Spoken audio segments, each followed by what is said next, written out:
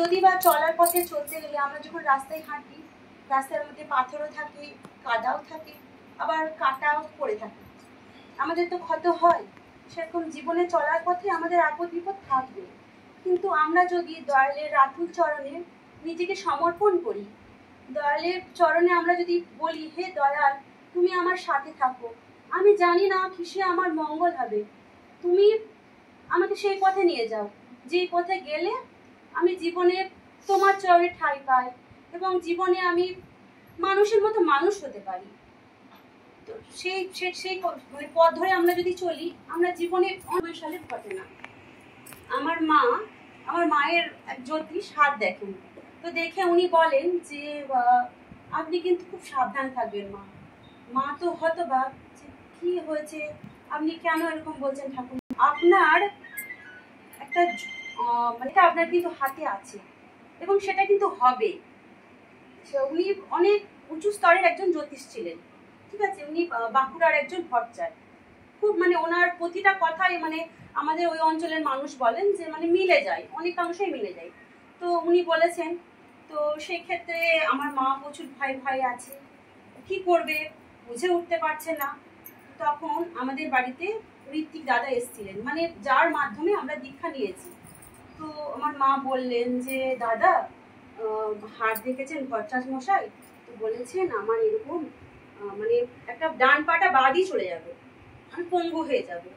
আমি তো কেঁদে মানে অস্থির হয়ে যাচ্ছি, কি হবে, প্রতি মুহূর্ত তুমি ঠাকুরের কাজে নিজেকে নিয়োজিত করো। তো মা সেটাই করলেন। হলো কি 2000 সাল মে মাস, হঠাৎ আমার মা জল নেই কাদা নেই, আমাদের মানে বাড়ির গেট থেকে নামতে গিয়ে হঠাৎ স্লিপ কেটে পড়ে গেল। তো পাটা ভেঙে গেল, এমন ভেঙে গেল মানে বাস পৌঁছে এরকম মুড়লে যেটা হয়ে যায় না সেরকম। তো তখন ডাক্তারকে দেখানো হলো, বললো পাটা ভেঙে গেছে।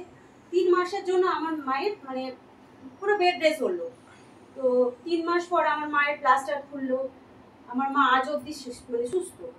তারপরে আবার ভট্টাচার্য মশাইয়ের সঙ্গে যোগাযোগ করা হলো, উনি বললেন ঠাকুর তোকে তড়িয়ে দিয়েছে।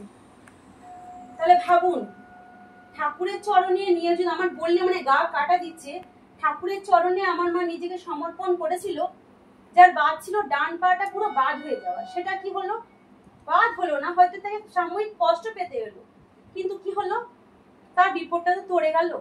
তো এরকম আমরা যদি নিজেকে ঠাকুরের চরণে সমর্পণ করি, আমাদের বাধা বিঘ্ন দূর হয়ে যাবে।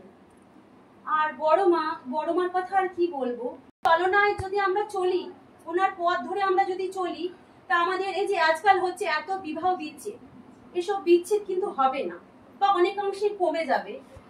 একদিন ঠাকুর পার্লারে বসে আছেন, ঠাকুর সব শুনলেন, শুনে ঠাকুর বললেন, জানিস তোদের ঠাকুর যদি মেয়ে লোক হতো, অর্থাৎ তোদের ঠাকুর যদি স্ত্রী রূপে জন্মগ্রহণ করতো, বড় মা যেমন ঠিক তাই ঠাকুর হতো। আসলে উনি বোঝাতে চাইলেন যে ঠাকুর আর বড় মা আলাদা নয়, ঠাকুর আর বড় মা এক এবং অভিন্ন, যাকে আমরা এক কথায় অর্ধনারীশ্বর বলি। ঠাকুর আর বড় মার মধ্যে কোনো পার্থক্য নেই। যুগে যুগে যখন পুরুষোত্তম লীলা করতে এসেছেন এই মর্তে, তখন তার সাথে তার সহধর্মিণীকেও এনেছেন। রাম এসেছেন, মা সীতাকে এনেছেন, শ্রীকৃষ্ণ এসেছেন, রাধা রানীকে এনেছেন, নিমাই এসেছেন, উনি বিষ্ণুপ্রিয়াকে সাথে এনেছেন, রামকৃষ্ণদেব এসেছেন, মা শারদাকে এনেছেন, আবার কলির শেষে পরম প্রেমময় শ্রী শ্রী ঠাকুর এসেছেন, মা ষোড়শীবালা দেবী, মা বড় মাকে এনেছেন। আমরা যদি তাকে ধরে চলতে পারি, আমাদের জীবন খুব সুন্দর হবে। আপনারা সবাই ভালো থাকবেন, সুস্থ থাকবেন, ঠাকুরকে নিয়ে চলবেন। জয় গুরু।